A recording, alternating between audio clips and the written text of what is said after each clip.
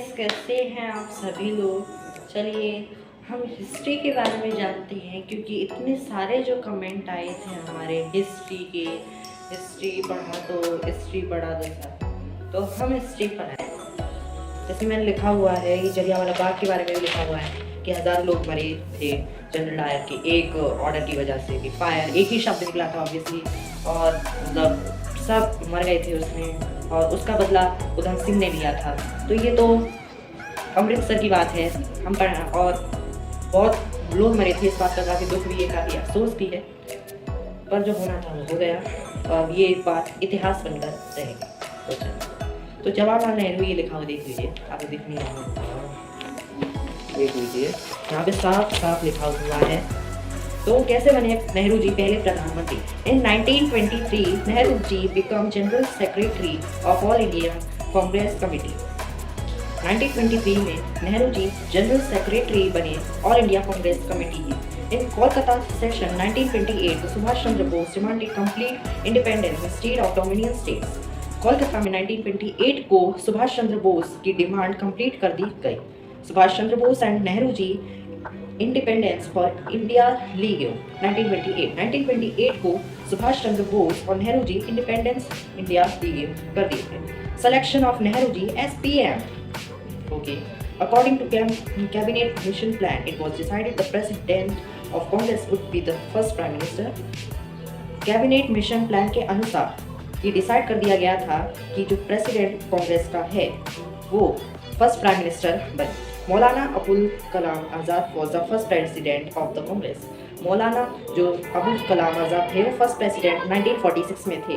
Gandhi ji outrightly denied pre election for the Congress in 1946 को denied कर दी गए गांधी जी से। Maulana Azad was out the race for PM. और उसके बाद 1946 last date for Congress president nomination. तो 24 अप्रैल 1946 को लास्ट डेट थी कांग्रेस की प्रेसिडेंट नॉमिनेशन की।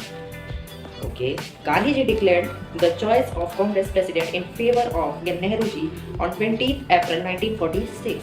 गांधी जी डिक्लेयर करते हैं कांग्रेस। और नेहरू जी और गांधी जी दोनों ही बेस्ट फ्रेंड थे, और इनकी जो बेस्ट फ्रेंड थी, फ्रेंडशिप थी, बहुत अच्छी थी। तो 12 out of 15 members of Congress committee nominated Sardar Patel and 3 एब्सेंटेड।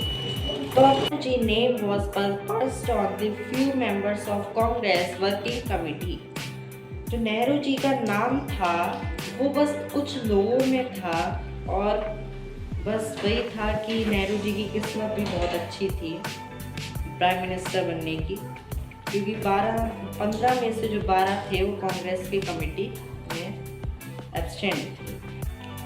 Nehru ji was famous among common man. Nehru ji common man में बहुत फेमस थे, और उनकी स्किल्स बहुत अच्छी थी। Gandhi ji unfair this problem. Gandhi ji asked Sardar Patel withdraw his name and did the same. Gandhi ji realized that the country needs both leaders. Nehru ji was not ready to accept second position. जो नेहरू जी और सरदार पटेल जी के बीच competition, मतलब एक vote का चल रहा था, तो गांधी जी ने पूछा और कहा सरदार पटेल जी से कि वो अपना नाम विदड्रॉ करवा लें। और गांधी जी को ये रियलाइज भी था, वो समझ भी गए थे कि इंडिया को ये बहुत लीडर, मतलब नेहरू जी और सरदार पटेल, इन दोनों लीडर्स की बहुत ज़रूरत है। Gandhi ji knew that the Patel ji would accept this his advice. Gandhi ji ये भी जानते थे कि पटेल जी इस एडवाइस को स्वीकार कर। तो पटेल जी सेक्रीफाइस करते हैं presidency of Congress and discovery of India Jawaharlal Nehru ने लिखी। तो सभी वोट जो थे फिर वो जवाहरलाल नेहरू के पास चले। पटेल जी अपने जो सेक्रीफाइस वो प्रेसिडेंसी ऑफ कांग्रेस कर देते। तो ये थी हमारी कहानी। और क्या था कि सरदार पटेल जी अपना नाम विथड्रॉ करवा लेते हैं, जिसकी वजह से वो सारे वोट जवाहरलाल नेहरू को ही जाते हैं। और यकीनन सुभाष चंद्र बोस या सरदार पटेल को ही पहला प्राइम मिनिस्टर बनना चाहिए था। तो गांधी जी की वजह से, गांधी जी और नेहरू जी की फ्रेंडशिप की वजह से वो नेहरू जी पहले प्राइम मिनिस्टर बने। तो first prime minister of India is Jawaharlal Nehru and वैसे 14 नवंबर को उनका दिवस या जयंती बनाया जाता है, बाल दिवस के रूप में, चिल्ड्रंस डे के रूप में मनाते हैं। तो bye bye all of you.